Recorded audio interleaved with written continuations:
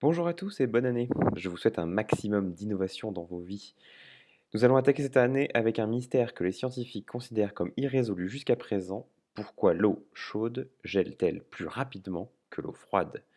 Vous l'avez peut-être déjà remarqué chez vous, si vous mettez de l'eau chaude dans votre bac à glaçons plutôt que de l'eau froide, vous obtiendrez des glaçons plus rapidement. Vous ne rêvez pas, et de nombreux chercheurs comme Aristote ou Descartes s'en sont aussi aperçus. Étonnante car contre-intuitive, l'observation est rangée par les scientifiques au rang de mythe, ou d'heureux hasard faute d'études considérées comme sérieuses. Dans les années 60, un étudiant tanzanien du nom de Mpemba est ridiculisé après avoir soulevé la question lors d'une conférence. Le conférencier, d'abord surpris, l'invite alors à réaliser des expériences dans son laboratoire et à publier ses résultats. Mpemba se contente alors d'observer les faits, sans pour autant supposer de leur cause. S'ensuivent donc des décennies d'hypothèses. En premier lieu, on a mis en avant le fait que si l'eau était chaude, une partie s'évapore, le volume de liquide à geler est alors plus faible que pour l'eau froide. Ensuite, on a pensé que des composés dissous dans l'eau pouvaient modifier le comportement de l'eau pure et expliqueraient ainsi la déviation par rapport à la théorie. On a aussi supputé que l'eau chaude gelait depuis les bords du récipient jusqu'en haut, alors que l'eau froide gelait de l'extérieur vers l'intérieur, ce qui compliquait la tâche de cette dernière.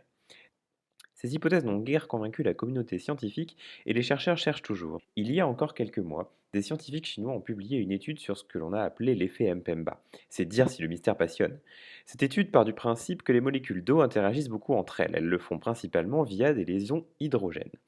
Ces liaisons impliquent un hydrogène évidemment, ainsi qu'un atome, d'une autre molécule ou non, possédant beaucoup d'électrons libres, comme l'oxygène. Ces électrons attirent l'hydrogène à eux. Cette interaction forte est impliquée dans de nombreux phénomènes.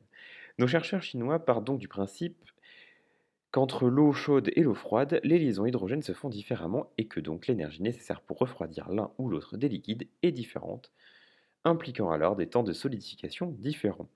Pas sûr que la communauté accepte cette nouvelle hypothèse qui a été froidement reçue. Voilà, pour cet été, vous savez quoi faire si vous oubliez les glaçons. En attendant, n'oubliez pas de vous abonner à la chaîne Papille Optique pour être tenu au courant des prochaines vidéos, ou de nous rejoindre sur le blog, et voyez ou revoyez la vidéo précédente qui concernait les télécommandes. Ciao les curieux!